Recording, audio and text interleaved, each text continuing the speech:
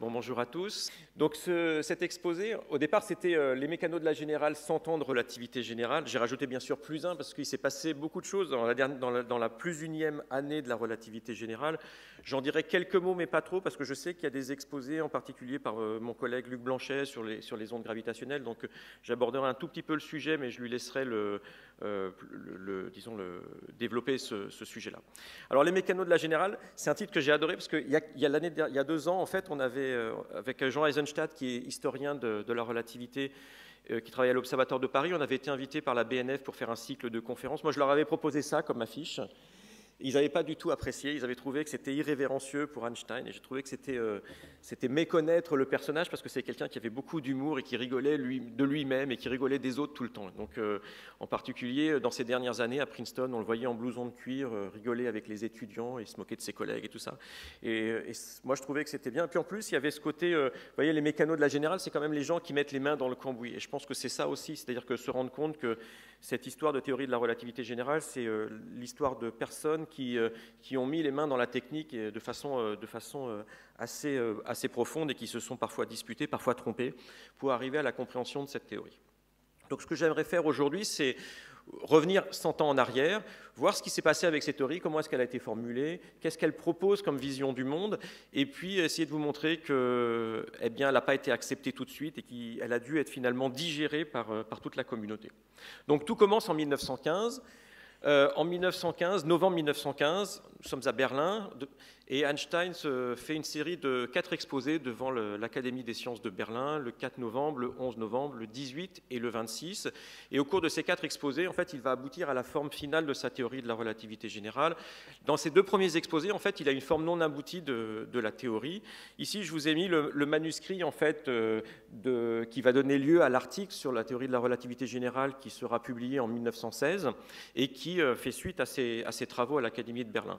Alors, il faut voir que ça fait déjà presque 8 ans qu'Einstein travaille sur cette théorie quand il fait ses exposés.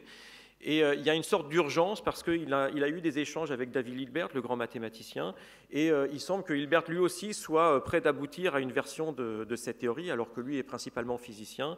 Et la raison, c'est que Einstein a eu l'intuition de comment construire cette théorie, quelles mathématiques utiliser, mais il n'était pas spécialiste de ces mathématiques. Et alors que Hilbert, lui, était vraiment le grand spécialiste. Alors souvent, on présente un peu ça comme une sorte de compétition entre les deux. Je crois que quand on regarde les échanges entre les deux, il y a eu beaucoup de respect, et Hilbert n'a jamais remis en cause en fait, le fait que Einstein avait été le père de cette théorie. Alors en gros, cette théorie donc, va naître dans l'esprit d'Einstein très peu après la relativité restreinte. Donc en 1905, alors qu'il est à Berne, il propose cette théorie. Vous savez, c'est cette année mirifique qu'il a eue avec ces 3 articles qui ont révolutionné la physique. Et il publie la relativité restreinte et très rapidement, il se rend compte que la théorie n'est pas complète parce qu'elle n'inclut pas la force de gravitation, qui était alors décrite par la gravitation universelle de Newton. Et pendant 2 ans, il ne travaille pas énormément sur ce sujet.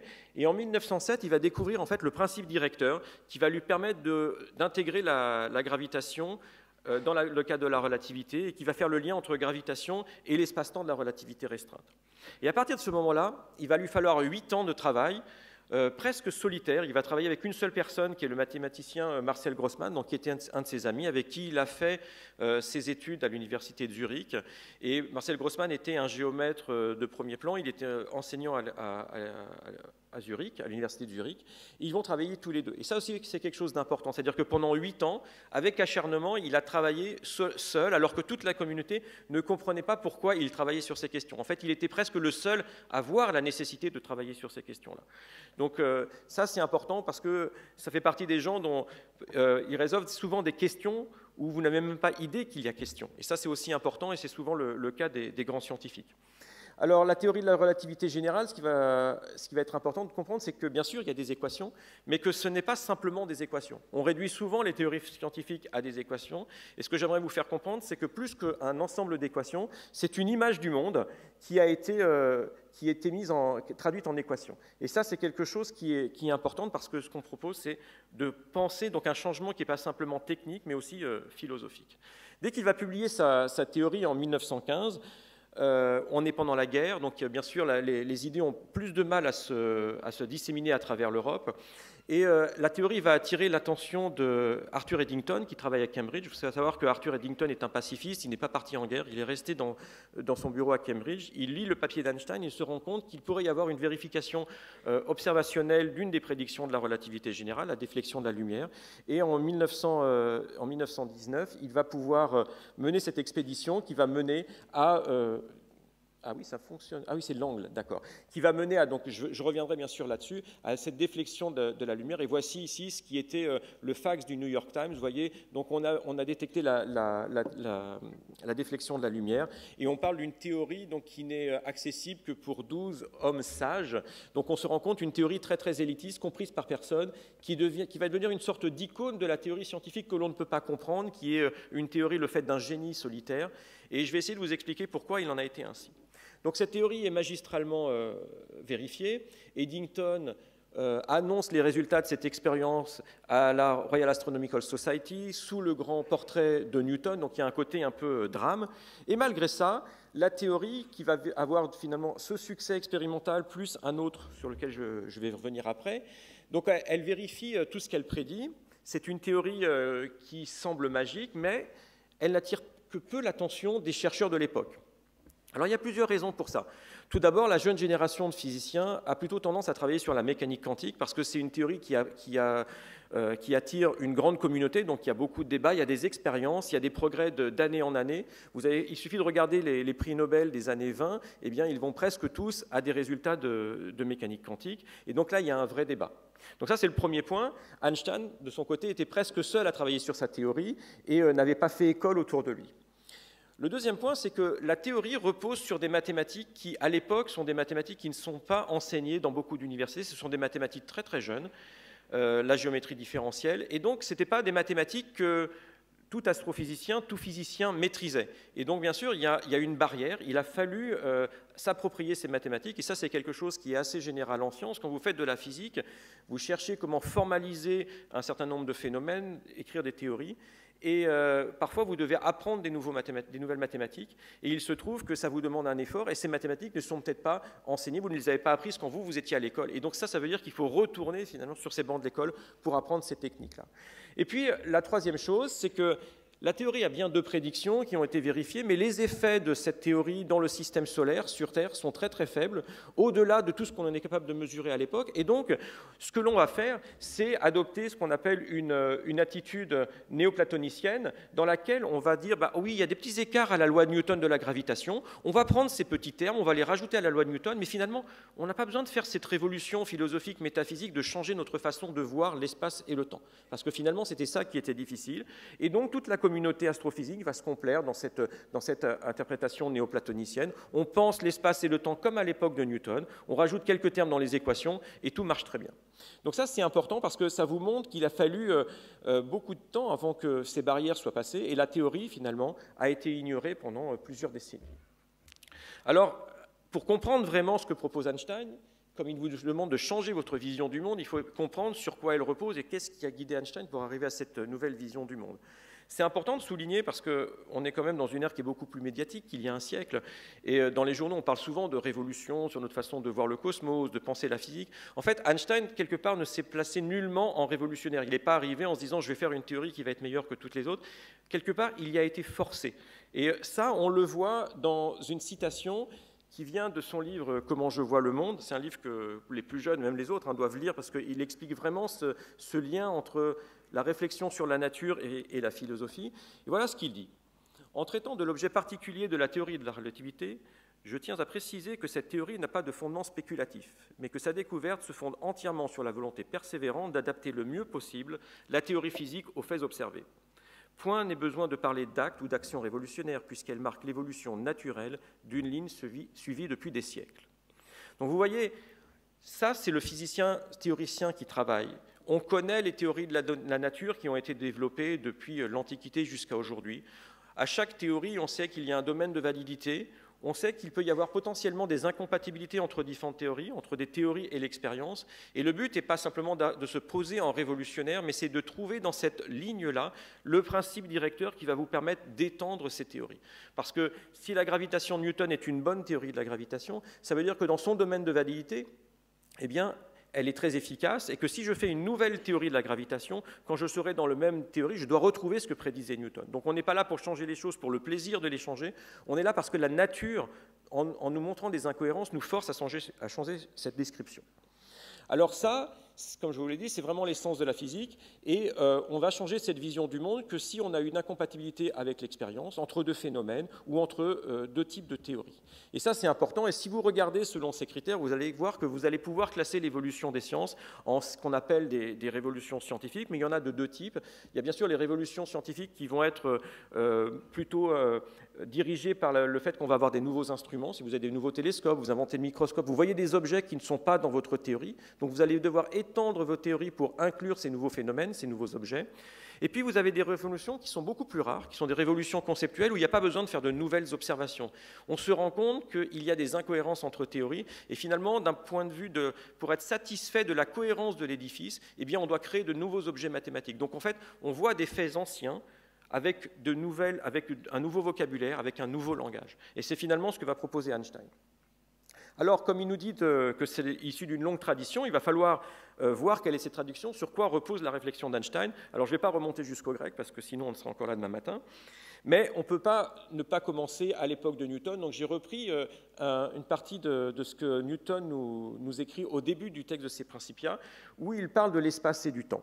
Et ce qui est important dans cette définition, donc il y a la traduction de la marquise du Châtelet en 1759, ici, c'est que Newton nous dit faites attention. Quand vous parlez de l'espace et du temps, vous ne devez pas confondre deux choses. L'espace et le temps tel que vous le sentez, tel que vous en avez l'intuition, et la représentation mathématique que je vais faire de cet espace et de ce temps. Et il nous le dit très bien, il dit pour les éviter donc ces confusions, il faut distinguer le temps, l'espace, le lieu et le mouvement en absolu et relatif, vrai et apparent, mathématique et vulgaire. Notre intuition nous donne une idée de ce qu'est l'espace vulgaire, celui dont nous avons une intuition. Nous allons en faire une représentation mathématique. Cette représentation, elle peut être tout à fait déconnectée de notre intuition. Et plus nous allons progresser dans la compréhension de l'espace et du temps, plus nous allons comprendre l'espace et le temps à des petites échelles, plus cette représentation peut nous sembler déconnectée de notre intuition vulgaire. Et ça, il faut l'admettre. Et si votre description mathématique ne colle pas avec l'expérience, eh bien, vous avez le droit de changer cette représentation mathématique. Donc, il ne faut pas confondre la description de l'objet et l'objet lui-même. En ce qui concerne le temps, il nous dit la même chose. Le temps absolu, vrai et mathématique, qui est sans relation à quoi que ce soit d'extérieur en lui-même et sa nature, coule uniformément, on l'appelle aussi durée. Donc vous avez une notion intuitive du passage du temps. On va décrire ce temps par un certain objet mathématique. Il ne faut pas confondre les deux. Donc vous voyez, il a cette idée qu'il existe un espace et un temps mathématiques qui sont absolus. Et bien sûr, la grande difficulté de la physique, c'est de mettre en relation cette modélisation mathématique avec ce que l'on mesure, de savoir qu'est-ce que c'est qu'une règle, qu'est-ce que c'est qu'une horloge, comment je sais qu'une règle mesure les mêmes distances aujourd'hui et dans un an, comment est-ce que je sais que deux montres mesurent le même temps. Et ça, c'est des questions que les physiciens doivent se poser pour faire le lien entre leur théorie et le monde extérieur. Donc à l'époque de Newton, si on se pose la question de savoir de quoi est constituée la réalité, qui est finalement la question la plus importante qu'on peut poser à un physicien théoricien, on fait des découvertes, mais à la fin, le but est de dire finalement c'est quoi la réalité, qu'est-ce qu'il y a en dessous de toutes ces particules, de toutes ces forces, qu'est-ce qui est l'essence de cette réalité. À l'époque de Newton, les choses sont finalement assez simples. On a l'espace, on a le temps, il en donne une formalisation mathématique, et puis on a des particules. Alors ces particules, ça peut être plus ou moins gros, on peut considérer qu'une planète est une particule ou un ensemble de particules. Ces particules peuvent former des gaz. Et ces particules interagissent par deux grands types de forces. Il y a les forces qu'on appelle les forces de contact, c'est les chocs entre particules, ce sont les frottements. Et puis il y a une seule force qui n'est pas de ce type-là, qui est la gravitation, qui elle est une force qui agit à distance. La Terre agit sur la Lune à distance, et c'est ce que va formaliser Newton dans sa loi de la gravitation universelle, avec cette force qui agit à distance, qui est proportionnelle aux masses. Plus les objets sont lourds, plus ils s'attirent, et qui est inversement proportionnelle au carré de la distance entre les masses. Plus les masses sont loin, moins elles s'attirent. Donc il fait cette description, et cette description mathématique de la force de gravitation, dans ce contexte, dans cette formalisation de l'espace et du temps qu'il propose dans les Principia, va avoir un succès énorme. On va comprendre toute la mécanique du système solaire, ça va être l'ouverture de la porte vers travers ce qu'on appelle la mécanique analytique, les travaux de Lagrange, ainsi de suite, pour comprendre comment évolue le système solaire. Donc tout le monde semble content de cette force, et la première personne qui n'est pas satisfaite de cette modélisation, c'est Newton lui-même. En fait, parce que Newton, lui, comprend vraiment les fondements de ce qu'il fait, pas simplement de savoir si ça marche avec l'observation, mais quelle est la nature de la loi qu'il présente. Et voilà ce qu'il dit dans une lettre à Richard Bentley en 1692, je vais essayer de lire là-dessus. Que la gravité soit innée, inhérente et essentielle à la matière, en sorte qu'un corps puisse agir sur un autre à distance au travers du vide, sans médiation d'autre chose, par qui et par... Excusez-moi, parce que c'est écrit petit sur mon écran. Et par quoi et à travers quoi leur action... Si je le lis comme ça, c'est mieux, c'est peut-être mieux. Leur action et force puissent être communiquées de l'un à l'autre est pour moi une absurdité dont je crois qu'aucun homme ayant la faculté de raisonner de façon compétente dans les matières philosophiques puisse jamais se rendre coupable. Donc vous voyez ce que dit Newton, il dit c'est absurde. J'ai bien sûr écrit mathématiquement une force qui agit dans le vide à distance de façon instantanée entre deux corps, la Terre et la Lune. La Terre bouge un peu, ça change l'action de la Terre sur la Lune. Il n'y a rien pour faire passer cette force, cette information de la Terre à la Lune. C'est une absurdité. Et lui le sait, et il se rend compte que dans sa théorie, il y a deux questions ouvertes. C'est pourquoi est-ce qu'on a cette interaction à distance, donc qui peut avoir un effet jusqu'à l'infini. Si vous bougez la Terre ici, ça a un effet à l'infini. Alors un effet infime, mais ça va agir sur les corps qui sont à l'infini dans l'univers. Et puis, qu'est-ce que l'espace? Parce qu'il a supposé que c'était cet espace mathématique, mais finalement, c'est quoi l'essence de cet espace? Donc ça, c'est les deux questions que Newton, qui le laissent insatisfait. Et une raison pour laquelle cette notion sur la nature de l'espace vont le laisser insatisfait, c'est qu'il suppose l'existence d'un espace et d'un temps absolu, mais il connaît les travaux de Galilée.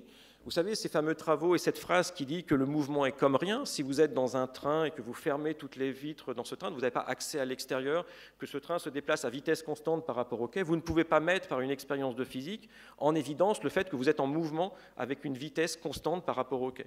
Donc ça veut dire qu'on ne peut pas mettre en évidence avec des expériences de physique cet espace absolu, cet espace de Newton par rapport auquel on écrit toutes nos lois de la physique. Il se trouve que si ce référentiel n'est pas en mouvement uniforme, par exemple si vous êtes sur un manège qui tourne, alors il apparaît des forces bizarres. On appelle ça en physique des forces fictives. Je me rappelle que quand j'étais étudiant, je n'avais jamais compris d'où venaient ces forces fictives, pourquoi on les rajoutait dans un cas, pourquoi dans un autre on ne les mettait pas. Si on décrit la physique sur un manège depuis l'intérieur du manège ou depuis l'extérieur du manège, on va utiliser deux langages différents. Alors qu'on décrit la même physique, on va arriver à la fin au même résultat, mais la façon de concevoir les choses est différente. Et ça va laisser à la fois Newton et Einstein de façon très insatisfaits. Donc on ne comprend pas cette chose-là, et puis surtout on se rend compte que cet espace peut exister mathématiquement, on ne peut pas mettre la main dessus. Au mieux, on pourrait mettre la main sur une classe d'équivalence de ces espaces-temps, mais je ne peux pas dire que voilà l'espace-temps, parce que si je suis dans un espace-temps qui est en train de se déplacer à vitesse constante par rapport à celui-ci, je ne peux pas faire la différence. Donc on est un petit peu bloqué. On est bloqué, et ce qui va débloquer la situation, c'est la découverte de l'électromagnétisme. Ça se passe un tout petit peu après, on se découvre, alors tout le monde connaît les boussoles, la boussole montre le nord, et on se rend compte que les boussoles, finalement, il y a une action à distance qui se passe sur cet objet, une petite aiguille, qui va se mettre à tourner alors qu'on n'agit pas dessus. Pourquoi est-ce qu'elle tourne? Elle a aussi une force à distance, donc quelque chose qui est très similaire à la gravitation. Et en fait, c'est l'étude de ces forces électriques et magnétiques qui va vraiment modifier notre façon de concevoir la réalité. Et le personnage important dans cette histoire, c'est quelqu'un qui s'appelle Michael Faraday, qui est un scientifique anglais. Et Faraday, c'est quelqu'un qui n'avait pas une grande éducation en mathématiques, mais il va avoir une intuition assez géniale. Il va se dire, si ça agit, c'est qu'il existe quelque chose partout dans l'espace qui dit à la boussole dans quelle direction aller. Et il va appeler ça le champ magnétique. Donc il introduit ce nouveau concept. Alors à l'époque, si vous aviez demandé à Faraday d'expliquer le champ magnétique en fonction de ce que les gens connaissaient, il était incapable de l'expliquer puisqu'on ne connaissait que des particules. Donc on ne pouvait pas expliquer le champ en fonction de particules. C'était quelque chose d'une nature complètement nouvelle. On avait, donc dans son idée, c'est qu'un aimant va créer un champ magnétique, voilà, qui est quelque chose d'abstrait, qu'on ne le voit pas, on a l'impression que ce n'est pas quelque chose de matériel, mais ce champ a la possibilité d'agir sur votre boussole qui va s'aligner le long de ces lignes de champ magnétique. On peut le matérialiser si on met de la limagne de fer autour d'un aimant, on voit que la limagne fait ces lignes, ce sont des lignes de champ magnétique. Donc on a ce nouvel objet dans la nature, les champs magnétiques, et on doit accepter qu'ils existent et on va voir ce qu'on peut faire après, avec. Et c'est ce que Maxwell va faire. Il va se baser sur cette notion de champ magnétique, de champ électrique, pour écrire sa théorie de l'électromagnétisme. À partir de là, on voit qu'avec Faraday et Maxwell, la nature n'est plus composée simplement d'espace, du temps et de particules. Il faut rajouter aussi ces champs. Et ces champs, ils peuvent agir sur les objets, comme les boussoles, sur les charges électriques. Ils ont une énergie. Ils peuvent engendrer le déplacement de charges et de courants. Donc, ils sont quelque chose d'effectif. Donc, vous voyez, ils existent bien, on peut les manipuler. Je peux créer un champ électrique comme je veux, un champ magnétique comme je veux. D'ailleurs, c'est ce que je fais, par exemple, dans le CERN pour faire tourner des particules. Je sais prévoir quel type de champ magnétique il faut pour agir sur la particule pour qu'elle tourne en haut. Donc, on a des champs qui existent et ces champs permettent d'expliquer l'action à distance, puisqu'on ne voit rien qui agit, il n'y a pas de choc, mais ils sont un intermédiaire entre la source du champ magnétique et la boussole qui va bouger. Donc, on peut imaginer que peut-être la gravitation a à voir avec l'existence d'un champ gravitationnel. Alors, on en est là, et on arrive en 1905, au moment où les travaux d'Einstein vont commencer, avec sa théorie de la relativité générale. Et en fait, cette théorie, elle montre une incompatibilité entre deux théories. La théorie de l'électromagnétisme de Maxwell d'un côté, et puis la dynamique telle qu'elle était, la cinématique telle qu'elle était écrite par Galilée. Pour Galilée, si vous marchez à une certaine vitesse dans un train qui roule par rapport à une certaine vitesse par rapport au quai, votre vitesse par rapport au quai est la somme des vitesses. Ça, c'est clair. Disons, c'est ce qu'on utilise dans la vie de tous les jours. Dans l'électromagnétisme, on arrive à prévoir, et ça ce sont les travaux de Maxwell, que la lumière est une onde électromagnétique, qu'elle a une certaine vitesse de propagation, mais que cette vitesse de propagation est toujours la même dans le vide. Donc vous voyez, quand dans le dictionnaire, on vous donne la vitesse de la lumière, on dit c'est 299 km par seconde, on ne vous dit pas par rapport à quoi. Si on ne vous dit pas par rapport à quoi, c'est qu'elle est la même partout dans le vide. Ce qui veut dire que si vous la mesurez dans un train en mouvement, par rapport au quai, d'un côté, vous mesurez v plus la vitesse de la lumière, et de l'autre côté, ça doit être aussi égal à la vitesse de la lumière. Donc les vitesses doivent s'additionner de la façon que v plus c égale c, quelle que soit la vitesse v. Et ça, c'est quelque chose qui est incompatible avec ce que Newton connaissait. Alors pour lever cette contradiction entre les deux prédictions des théories, celle-ci étant vérifiée expérimentalement, eh bien Einstein va postuler que dans tous les référentiels, la vitesse de la lumière reste la même et qu'il va inventer une loi d'addition des vitesses qui vérifie ça. V plus C égale C, quel que soit V. Donc ça veut dire qu'on a un élément absorbant dans cette loi de composition des vitesses et ça va être la base de sa théorie de la relativité restreinte. Dans ce cas-là, eh bien, déjà, ça remet en cause la structure de l'espace et du temps Newton parce qu'on n'a plus de temps absolu. Si vous mesurez la durée entre deux événements, par deux observateurs qui auraient chacun des montres identiques. Il y en a un qui reste ici, l'autre qui va faire le tour du système solaire, qui revient ici. On compare nos montres. Les temps entre nos deux rencontres ne sont pas les mêmes mesurés par nos montres. Alors bien sûr, il faut vérifier que ce n'est pas un effet de la montre. On va faire une mesure systématique de cette chose-là et on peut vérifier que c'est un véritable effet. L'état de mouvement affecte la façon dont le temps s'écoule pour un observateur. Et donc ça remet en cause la notion de simultanéité et ainsi de suite. Donc déjà, la relativité restreinte remet en cause tous les fondements sur lesquels sont basées notre intuition, qui est celle de la physique newtonienne.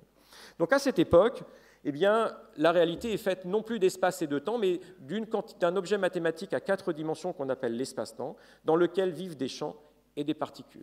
À ce niveau-là, et c'est vraiment là où Einstein commence sa réflexion, eh bien, on a toujours le problème de mettre en évidence cet espace-temps et le problème de ces forces fictives qui restent là.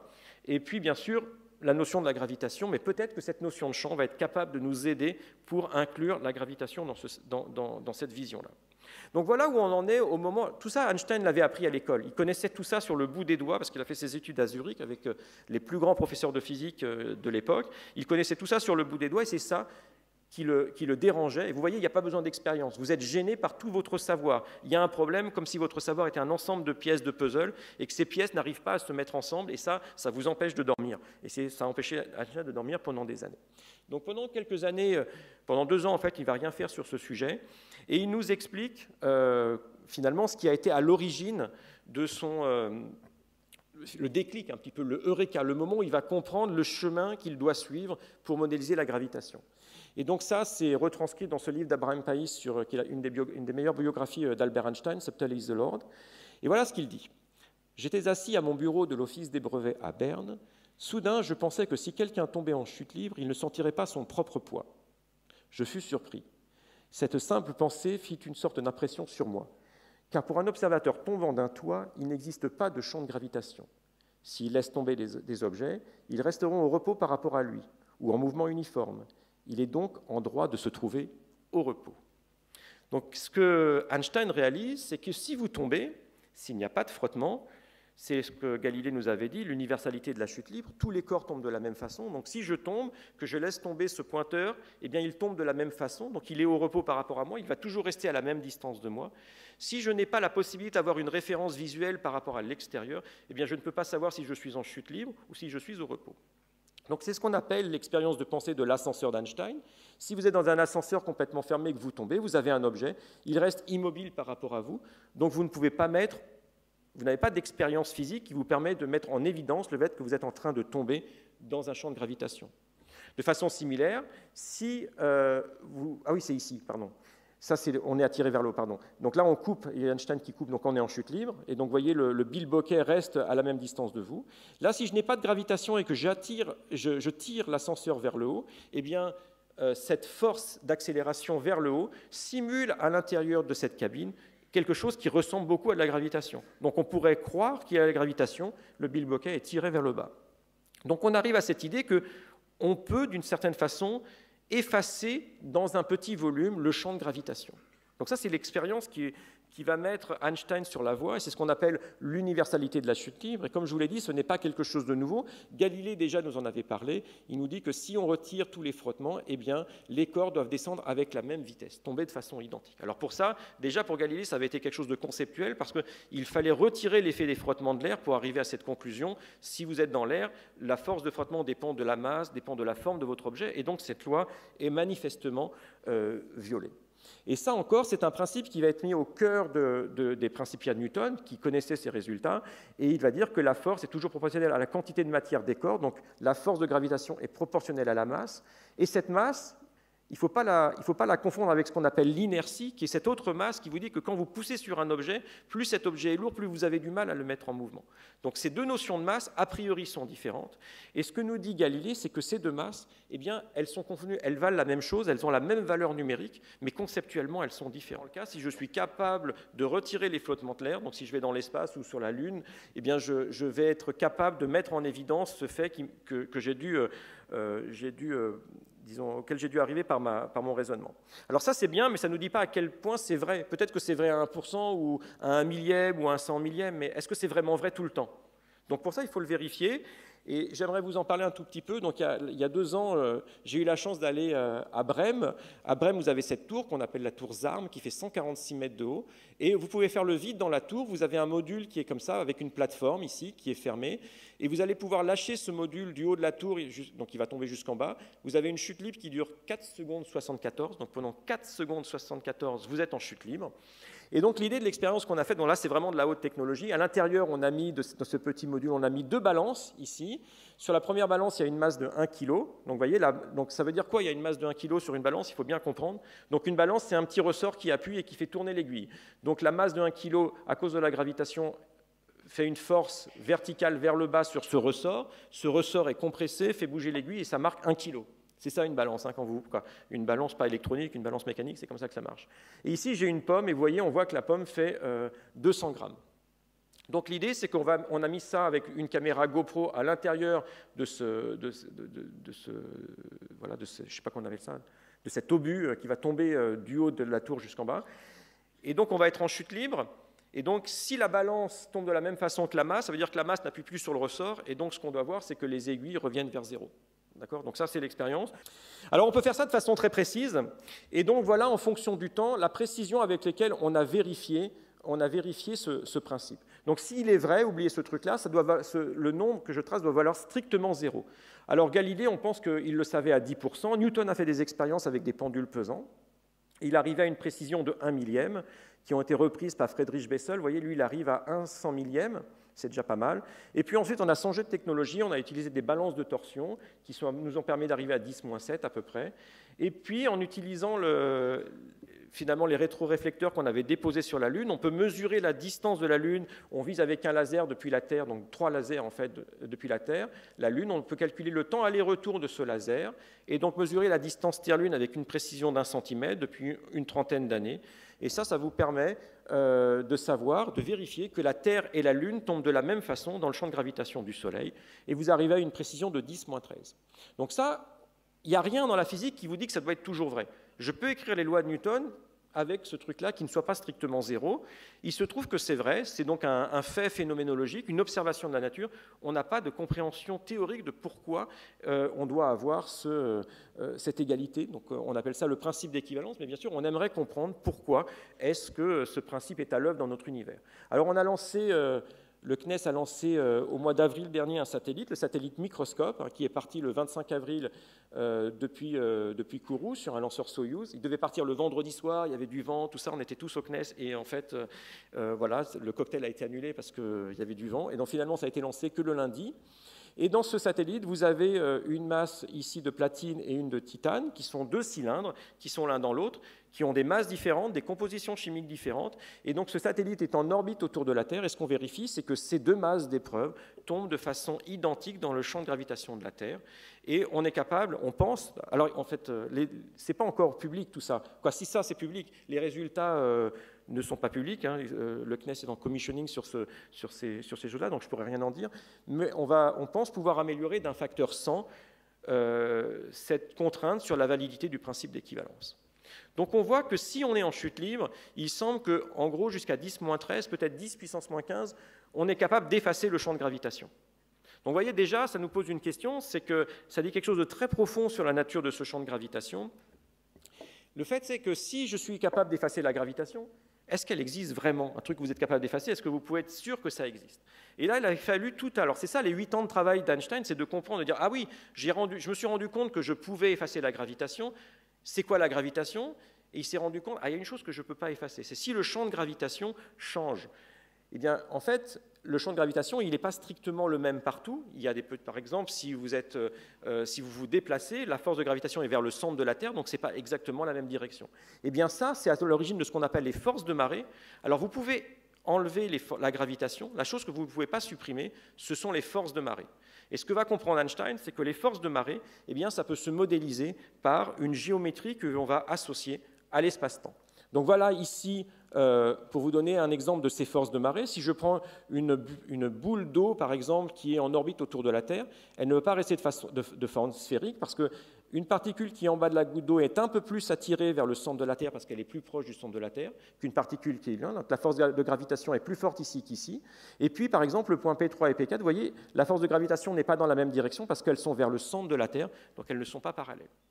Pour pouvoir supprimer la gravitation partout, il faudrait que la Terre soit plate et infinie. Et dans ce cas-là, on aurait une équivalence stricte, parce qu'on aurait un champ de gravitation uniforme, on aurait une équivalence stricte et on ne pourrait pas mettre en évidence la gravitation. Mais là, comme le champ de gravitation est vers l'intérieur de la Terre, eh bien, il change. Et donc, on peut le supprimer dans un tout petit volume, mais dès qu'on regarde un volume un peu plus grand, eh bien, on met en évidence le fait qu'il change. Et ça, ce sont les forces de marée. Et ce que va comprendre Einstein, c'est qu'à partir de ça, on peut changer notre façon de voir complètement et la gravitation et l'espace-temps. Alors voilà ce qui se passe si je fais Newton versus Einstein. Chez Newton, la Terre tourne autour du Soleil. Pourquoi? Parce que la Terre évolue dans un espace-temps qui n'a pas de géométrie. S'il n'y avait pas de force, la Terre irait tout droit, c'est le principe d'inertie. Il y a une force qui tire la Terre vers le Soleil, et donc ce qui fait que la Terre tourne en rond autour du Soleil. Donc chez Newton, c'est géométrie plane, donc pas de géométrie, plus force centrale, donc vers le centre du Soleil, égale mouvement circulaire. Voilà, c'est ce que vous apprenez en classe préparatoire avec plein de calculs. Et ce que nous dit Einstein, il nous dit, attention, non, moi je vois les choses, ici j'ai des boules dans un bol, elles vont tourner en rond.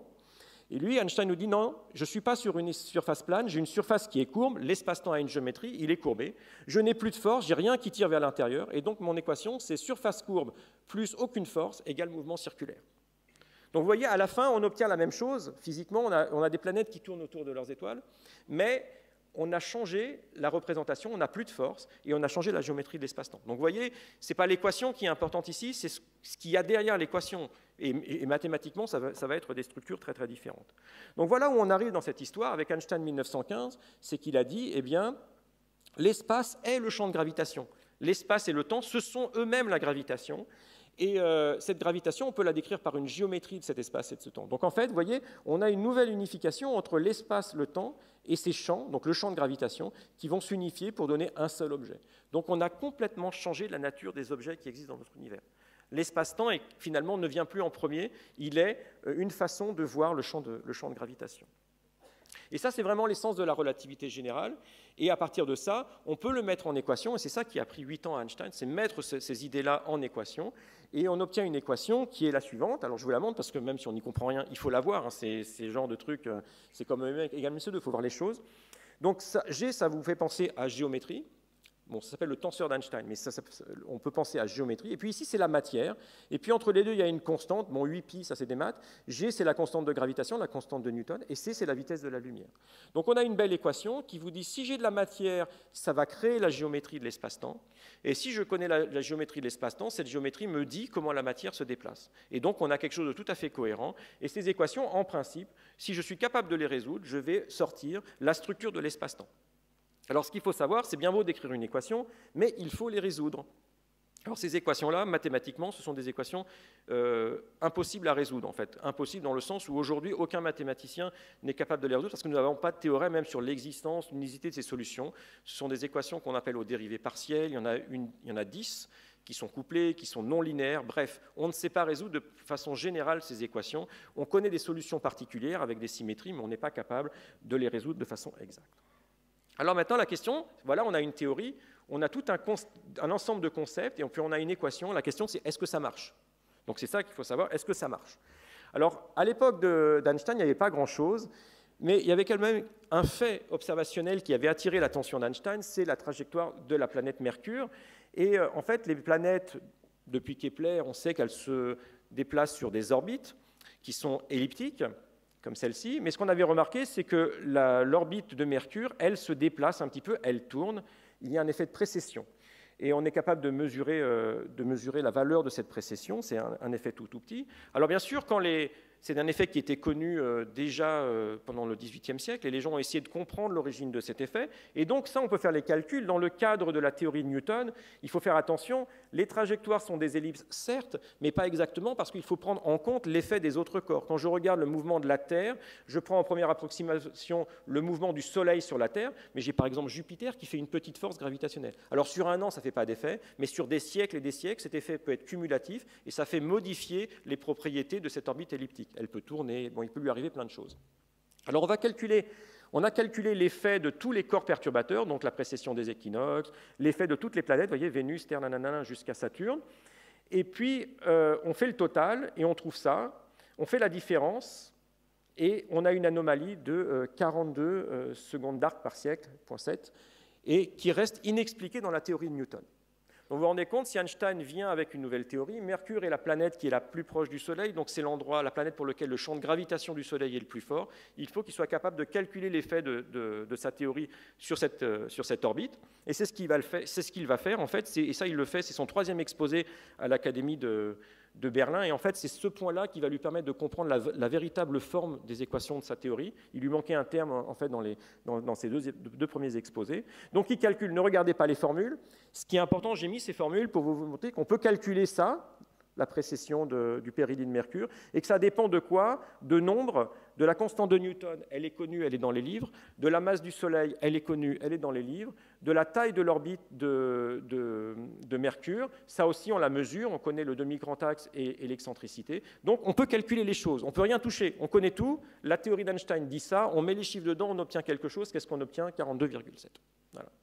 Donc vous avez, si vous êtes Einstein, là vous sautez au plafond, même, je ne sais pas comment on peut ne pas avoir une crise cardiaque. Alors je ne sais pas si c'est 7 ou 6, mais en tous les cas, c'est quelque chose qui est exactement ce que vous attendez.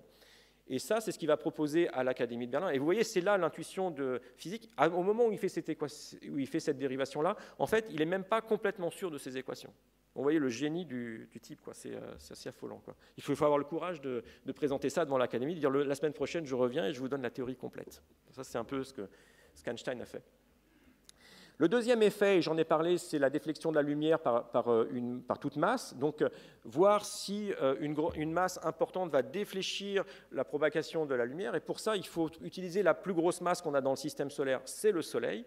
Malheureusement, si vous êtes en plein jour, vous ne pouvez pas voir les étoiles dont la ligne de visée frôle le Soleil. Donc, en se plaçant pendant une éclipse, vous allez pouvoir voir ces étoiles. Et donc, vous prenez 2 étoiles qui passent proche du Soleil au moment d'une éclipse. Ça, c'est la position des mêmes étoiles alors qu'il n'y a pas d'éclipse. Et vous voyez, elles n'ont pas le même écart angulaire, et cet effet-là est exactement l'effet prédit par la relativité générale.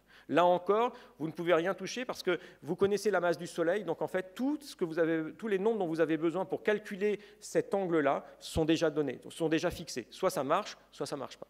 D'accord ? Donc ça, c'est ce qu'a fait Eddington dans son expédition de 1919. Aujourd'hui, cet effet est tellement maîtrisé qu'on l'utilise comme un outil d'astrophysique, c'est-à-dire qu'on sait comment l'espace-temps défléchit la lumière, comment il déforme la forme des objets d'arrière-plan. Ici, vous avez une image d'un amas de galaxies, vous avez des galaxies d'arrière-plan, vous voyez des formes de galaxies qui forment des arcs ou qui sont un petit peu étirées. Ici, on a des effets très très faibles qu'on ne peut pas détecter à l'œil, mais statistiquement, on peut les détecter. Et donc, ça veut dire que la lumière traverse un champ de gravitation qui est inhomogène. Je connais les équations d'Einstein. À partir de ça, je peux reconstituer la distribution de matière qui donne ce champ de gravitation. Et c'est comme ça que vous obtenez ces cartes qui vous indiquent, qui sont un des éléments dans le débat sur l'existence de la matière noire, parce qu'elles vous disent « Ah, là, il y a de la matière et vous n'associez pas d'objets lumineux avec ces concentrations de masse. » Donc, vous voyez, c'est aujourd'hui un outil qui est très efficace en astronomie et qui va culminer probablement en 2020 avec le lancement du satellite Euclide, où on va avoir un satellite qui va faire ces mesures dans l'espace. Alors vous voyez, tout ça, ces deux succès, il les a Einstein, et c'est quand même assez extraordinaire de trouver ces deux prédictions. Donc en 1919, on aurait pu s'attendre à ce que tout le monde dise « je veux apprendre la relativité générale, je veux écrire un article de relativité générale ». Vous savez qu'il y a un effet de mode comme aujourd'hui, quand aujourd'hui il y a quelqu'un qui dit « ah, il y a des dimensions supplémentaires » et hop, il y a 50 papiers sur les dimensions supplémentaires. C'est-à-dire les gens aiment la mode aujourd'hui. À l'époque, ce n'était pas le cas, voilà ce qui s'est passé. Quelques papiers sur la relativité, c'est des gens qui veulent comprendre, et puis, plouch, plus aucun papier sur la relativité générale. Et vous voyez, jusqu'en 1955, 60, il n'y a personne qui fait de la relativité générale. C'est un truc qui est laissé pour voilà, 2-3 théoriciens qui font des maths, quelques cosmologistes, parce qu'ils parlent de l'univers et on a très peu d'observations sur l'univers, et c'est une théorie qui est complètement ignorée. Et donc, ce qui m'intéresse, c'est de savoir pourquoi et comment est-ce que cette théorie, finalement, a réussi à retrouver la lumière, comment est-ce qu'elle a fait pour attirer les gens. Alors la Renaissance, c'est une longue histoire, la Renaissance de cette théorie, et elle va commencer en fait bien avant que la théorie soit elle-même oubliée, puisqu'il faut retourner en 1916, donc pendant la Première Guerre mondiale, on a cette théorie qui est sortie, et il y a quelqu'un qui s'appelle Karl Schwarzschild, qui est un astronome, qui est dans les tranchées et qui va trouver une solution des équations d'Einstein. Là aussi, ne lisez pas, je vous la montre, c'est une image, il ne faut pas avoir peur. C'est des trucs, personne ne comprend, et c'est pas là pour être compris. Ce qui est important, c'est qu'il est capable de trouver cette solution, il envoie Einstein. Donc ça, c'est le champ, c'est toute la géométrie de l'espace-temps autour d'une masse ponctuelle. Donc par exemple, la solution de l'espace-temps autour de notre Soleil. Donc avec cette solution mathématique, eh bien, vous êtes capable d'avoir le mouvement de toutes les planètes dans le système solaire, par exemple. Schwarzschild fait ça, il envoie ça à Einstein. Einstein est surpris, il dit « mais c'est extraordinaire, je ne pensais pas qu'on pouvait trouver une solution comme celle-là de mes équations, parce qu'elles sont vraiment difficiles à résoudre. » Et il y a cette équation, et donc cette équation rentre dans la littérature. Schwarzschild meurt quelques mois après dans les tranchées, et on n'en parle plus trop. Et dans les années 20, après la guerre, Einstein fait une série de conférences en Europe, et il vient en particulier à Paris, il fait des conférences à la Sorbonne, il fait des conférences à l'Institut Henri Poincaré. Et là, il va se passer une sorte de drame, parce qu'il va exposer cette solution, et dans la salle, il va y avoir un mathématicien français qui s'appelle Jacques Hadamard, qui va lui dire « mais cette solution-là, mathématiquement, elle a un problème ».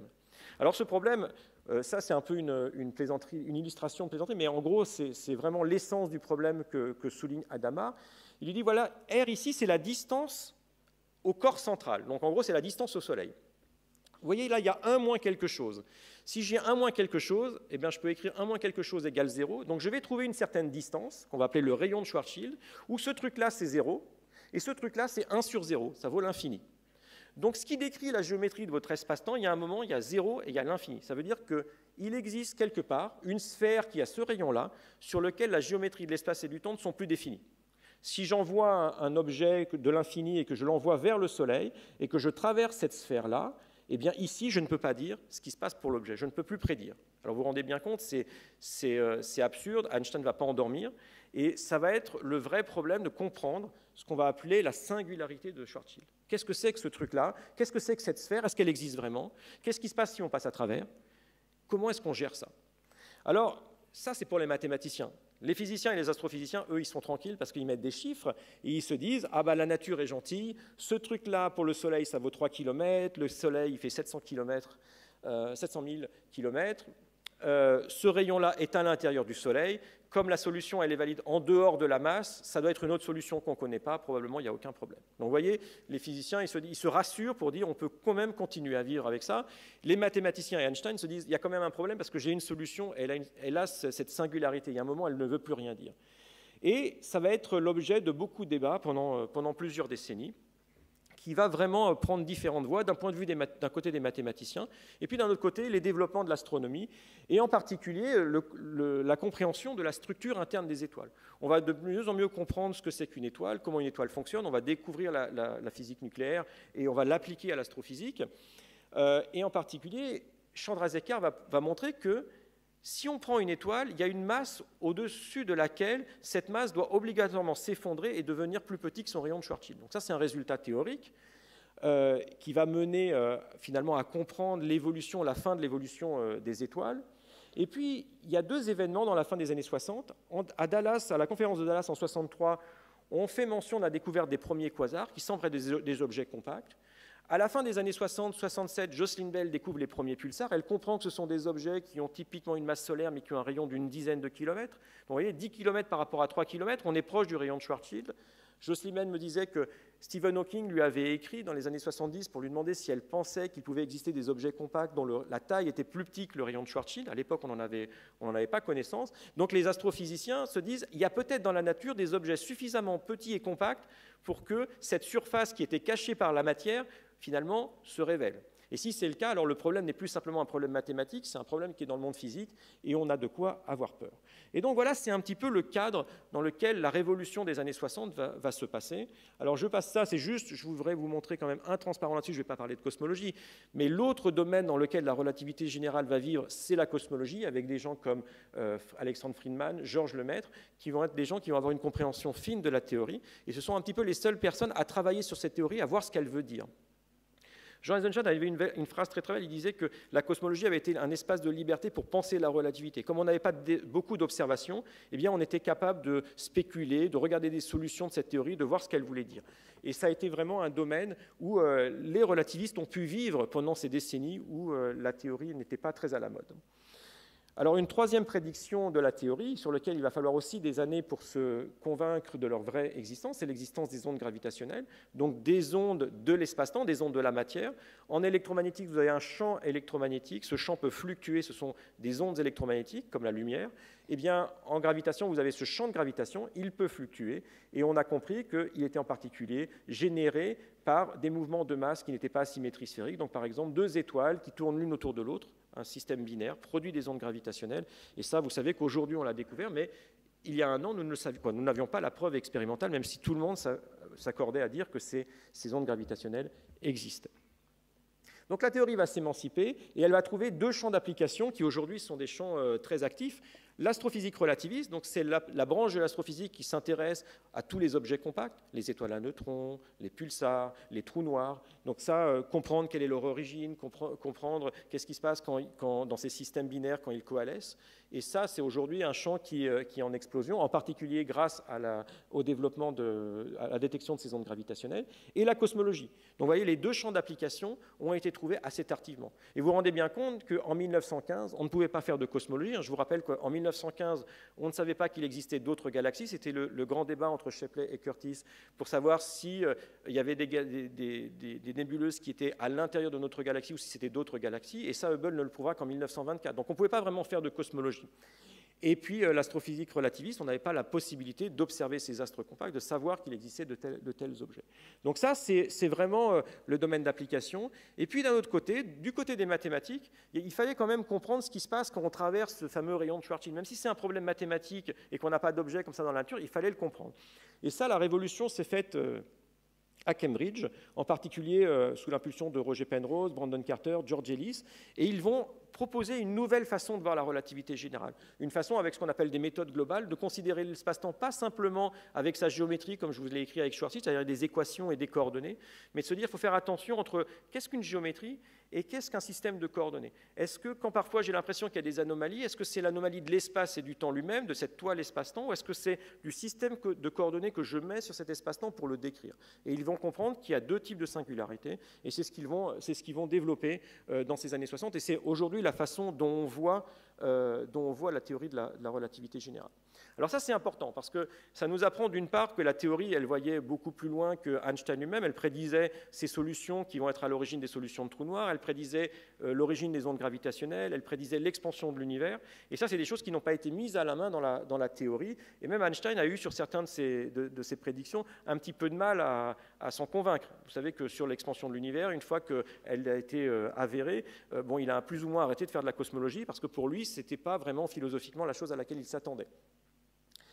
Pareil pour les ondes gravitationnelles, il les a prédites, après il a arrêté d'y croire. Bon, voilà, il a beaucoup oscillé sur le fait qu'elles existent ou pas.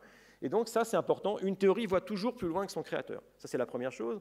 Ça veut dire qu'il y a aussi de l'espoir pour les jeunes, parce que, vous voyez, il a fallu un siècle pour comprendre quelle était vraiment la nature de la théorie qu'Einstein avait écrite. Il a été capable de développer sa théorie, de lui donner sa forme mathématique, mais de comprendre vraiment ce qu'elle dit, quelle est sa vraie structure mathématique, il a fallu presque un siècle de travail. Et ça aussi, c'est le travail du physicien théoricien, c'est parfois de comprendre l'édifice qui est sorti comme ça, parce qu'il y avait une cohérence mathématique, on l'a formulé d'une certaine façon, et en fait, il y a d'autres formulations qui rendent beaucoup plus évident ce qu'est cette théorie. Et ça, c'est aussi ça le travail de physicien théoricien, et c'est pour ça que je voulais mentionner toute cette histoire.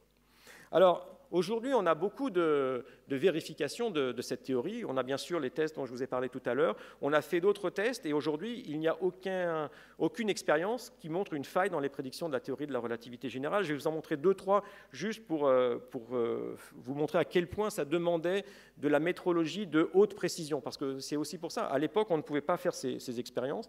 Alors, un effet important, c'est que si vous prenez une montre, la façon dont l'écoulement du temps va dépendre d'une part de la vitesse, de l'état de mouvement de l'horloge, mais aussi du champ de gravitation dans lequel il se place.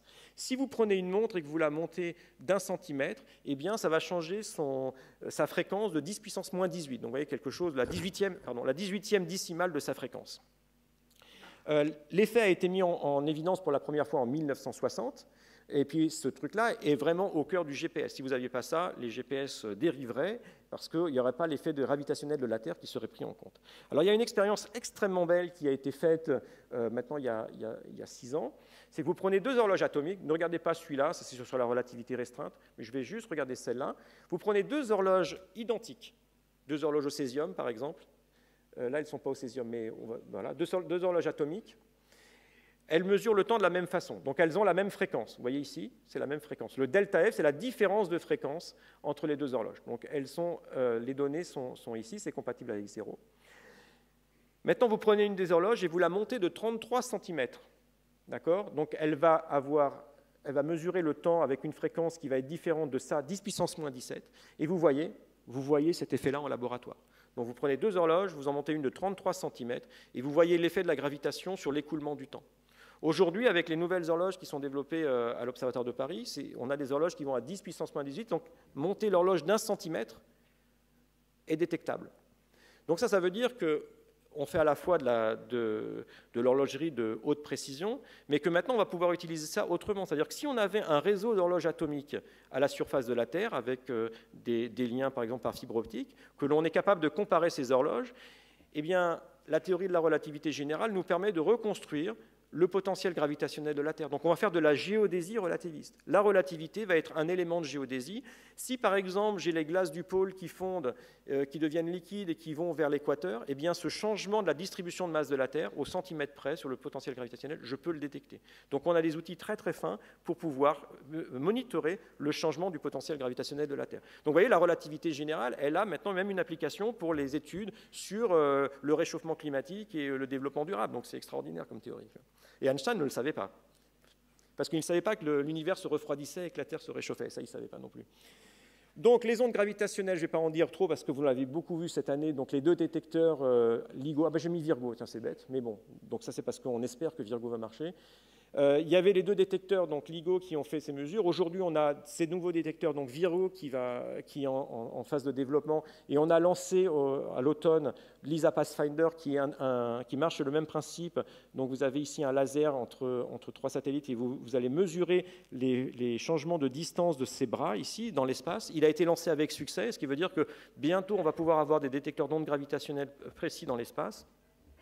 Et on a détecté, donc c'était l'annonce de février 2016, ces ondes gravitationnelles produites par la coalescence de deux trous noirs. Alors voilà ce qui a été mesuré. Ce qui est important, c'est que pour interpréter ces résultats, il faut la théorie de la relativité générale. Si vous ne savez pas associer votre signal à un phénomène physique, vous n'êtes pas capable de dire ce sont deux trous noirs qui sont en train de fusionner, et surtout vous n'êtes pas capable de dire quelle est la masse de ces trous noirs. Donc vous avez trois événements dont simplement deux sont avérés, celui-ci n'est pas assez significatif, et donc vous voyez, vous identifiez le fait que vous avez deux trous noirs, un de 36 et un de 29 masses solaires, qui étaient spiralants, et donc on voit les dernières orbites et le moment où ces trous noirs vont coalescer.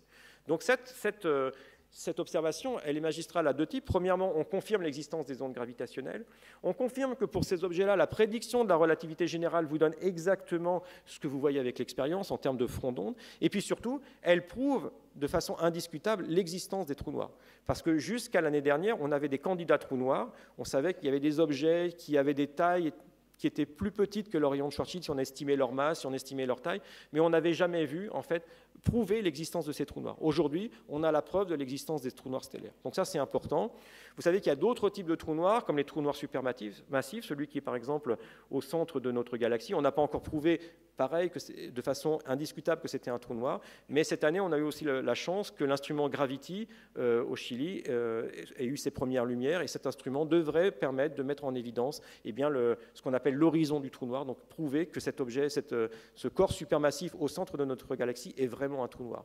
Et donc ça, si c'est le cas, c'est aussi révolutionnaire pour l'astrophysique, parce qu'on prouvera vraiment qu'il existe deux types d'objets qui n'existaient pas avant, qui étaient des objets théoriques, qui sont les trous noirs stellaires. On connaît l'origine de ces trous noirs, puisque c'est le point d'aboutissement de l'évolution stellaire, et puis les trous noirs supermassifs, dont là encore l'origine est en discussion. Donc vous voyez, la relativité aussi du côté de l'astrophysique est une théorie qui est très vivante.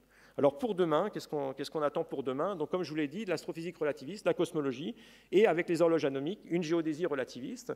Les effets de l'antigravitationnel qui sont vraiment prédits par la relativité générale sont à la base de nombreuses observations pour faire la cartographie de la matière noire. Bien sûr, quand on va utiliser ça pour cartographier la matière noire, il faut s'assurer que la théorie est encore la bonne théorie si je suis à l'échelle galactique, par exemple, puisque tous les tests que j'ai faits, ce sont des tests qui sont à relativement petite échelle, typiquement la taille du système solaire, la taille du système binaire. Et donc, on a aussi toute une batterie de tests de la relativité générale aux échelles astrophysiques qui ont été développées et qui vont pouvoir être mises en œuvre, ce qui veut dire qu'on va pouvoir tester le fait que cette théorie est aussi une bonne théorie sur une taille qui est une fraction de la taille de l'univers, donc augmenter le domaine de validité de la théorie. Et puis on a les ondes gravitationnelles. Alors pour l'instant, c'est un petit peu prématuré de faire l'astrophysique avec, puisqu'on a deux événements, on sait qu'on va avoir beaucoup plus d'événements, mais on peut faire un peu de prospective. En particulier, si on fait beaucoup plus d'observations, on va être capable d'avoir une idée de la distribution de masse des trous noirs stellaires dans une galaxie. Comme ces trous noirs sont le point d'aboutissement des étoiles, donc une étoile, son évolution dépend de sa masse initiale, de sa métallicité. On a des idées sur le taux de formation d'étoiles, sur la métallicité initiale, et donc on aimerait que la distribution de masse de trous noirs soit en accord avec ce taux de formation d'étoiles et avec l'évolution chimique observée de l'univers. Donc ça, vous voyez, c'est très important, et en particulier la métallicité primordiale vient de ce qui se passe dans la nucléosynthèse primordiale. Donc quelque part, ces observations-là vont nous permettre de mieux comprendre la structuration des galaxies et de mettre des contraintes sur les différents modèles d'évolution stellaire. Donc ça, c'est un petit peu le programme de la relativité sur le plan astrophysique et géophysique pour les décennies qui viennent. Je crois que je suis bon là au niveau temps, donc je vais m'arrêter. Je vais juste dire un truc, parce que maintenant j'ai fini, donc je dis un autre truc. Donc là, c'est Sylvain, un de nos amis, qui a lancé cette association, que je soutiens parfaitement, donc c'est d'aller dans les hôpitaux pour voir les enfants et leur faire découvrir à la fois les météorites, les étoiles, l'univers et les faire rêver. Si vous avez eu, la malchance d'avoir un enfant qui a été hospitalisé en longue durée, vous savez peut-être ce que c'est. Moi, il m'est arrivé de ça, donc je sais, j'ai vu plein d'enfants.